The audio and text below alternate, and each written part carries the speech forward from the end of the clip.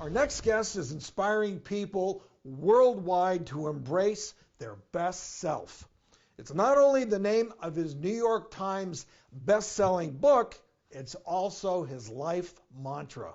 He hosts a podcast called Always Evolving with Coach Mike, which is another great Stage 29 production. And now with a new book, One Decision, he's opening up about his own evolution, struggle, and personal journey to authenticity. This is Coach Mike's Truth. Take a look. My name is Mike Bear, also known as Coach Mike. I'm a life coach, and I help people find the freedom to be their best self.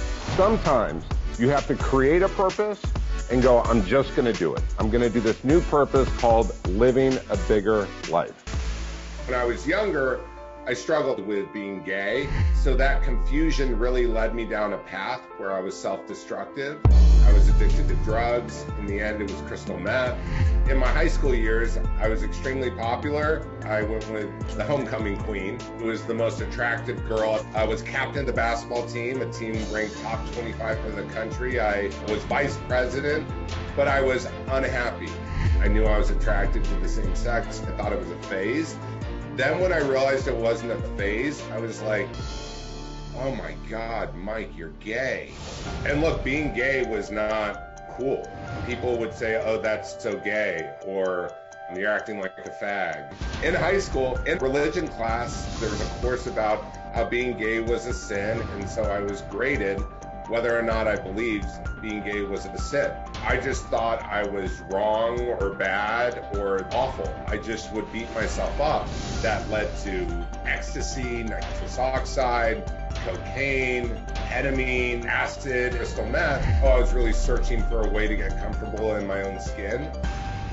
Being scared and looking at myself in the mirror about 100 pounds less than I am now led me to eventually make the decision that, like, this isn't me. So I came out when I was 19 years old.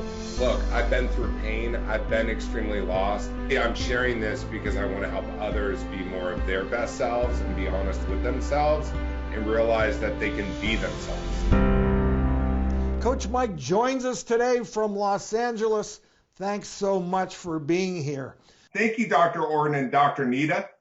Our pleasure to have you. Why was it important for you to make such a statement and come out publicly?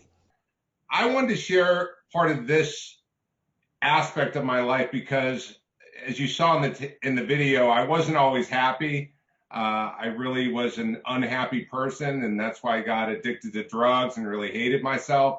And also, I lived life by the should police, like I should be this way or I should be that way. And we end up in that spot of feeling like we should be a certain type of way.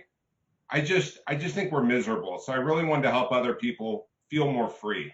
In your case, I mean, this was life-changing. We can tell that holding on to something like this is such a big part of who you are, and not being able to be authentic and share who you are has to be very difficult. And I'm sure all of us, to a certain degree, have something like that there's part of us that we're hiding, we're not sharing.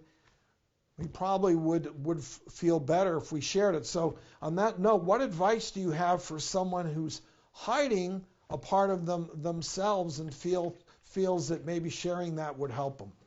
Yeah, I think honesty and integrity are kind of the same. And it's really about lining up the two aspects of just getting honest and operating in your integrity. And also, we're only as sick as our secrets.